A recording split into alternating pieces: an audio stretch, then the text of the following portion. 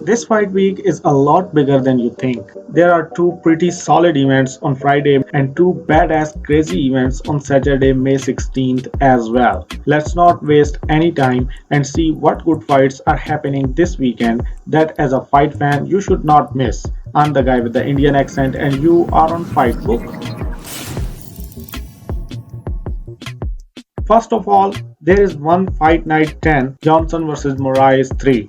Demetrius Johnson will try to defend his title in a trilogy fight against Adriano Moraes in the main event. Johnson has stated that this is gonna be his last fight and win or lose, he is gonna retire after this. Right now, the flyweight GOAT is 1-1 against Moraes. Once three-time flyweight champion Adriano Moraes defended his belt against Johnson in April 2021 with a knockout of the year as well as upset of the year. Mighty Mouse took his revenge and the belt with the same fashion in August 2022. Now everything is gonna be settled this weekend, so there is no way you wanna miss this fight.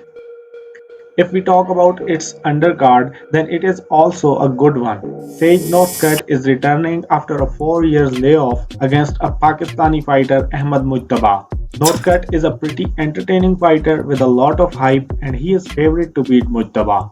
He left the UFC in 2018 when he was on a 3-fight win streak and made his one debut in 2019 where he faced his career's first KO loss. Now after almost 4 years, he will try to get that hype back by beating a dark horse in Ahmed Mujtaba. Mujtaba, with a record of 10 wins and only 2 losses, is also a good fighter with a 90% finish rate. He is the first Pakistani fighter to achieve that much success in any big MMA promotion, and if he can pull this upset, he will definitely start getting some hype as well.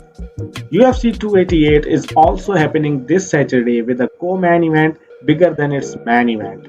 After getting so much criticism for giving an undeserved title shot to Colby Covington, Dana finally changed his mind when he needed to fulfill the co-main spot to save this PPV. Both fighters who deserve a title shot will now collide on just 2 week notice to secure the next title shot. Burns is coming off a win over Neil Magny at UFC 287, which happened 3 weeks ago on April 8.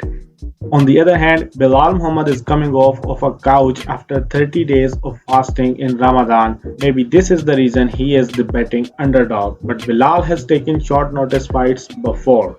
5 days removed from a win, Bilal Muhammad agreed to replace Khamzat Chimaev in a fight against Leon Edwards in 2021. The bout took place a month after his previous fight, and we all saw what happened to him in that short notice fight. Let's hope he will do better this time, as we know he has improved his skills and has defeated the odds many times. That's why he is riding the second longest unbeaten streak in the division. Main event of the card is the return of the living legend and the former double champ Henry Cejudo, who will try to take the gold back from Aljamain Sterling, which he vacated in May 2020. Henry stated that he is unretired because of a great purpose. He now wants to become the first triple champ of the UFC, but to secure a title shot against Volkanovski, he must defeat Aljamain Sterling, who is becoming better each fight. No one thought that Aljamain would remain a champion longer after his title win via acting, but he proved everyone wrong. He has defended his belt twice and is fighting for the third time in just 13 months as a good active champion. This is gonna be his first UFC main event, which he definitely earned and is ready to burn his haters once again who wanna see him lose. On the same night, Canelo Alvarez will defend his 168 pounds titles against interim champion John Ryder. Canelo dared to be great and tried to capture light heavyweight gold too from Dmitry Bivol in May 2022 but came up short. Although he came back in the win column by defeating Triple G, but a unanimous decision win could not get the fans hyped for him again. Currently, Gervonta Davis is claiming that he is the new face of boxing after beating Garcia, so in these circumstances, Canelo is in a desperate need of a good KO win to remind everyone who is the king and the real face of boxing.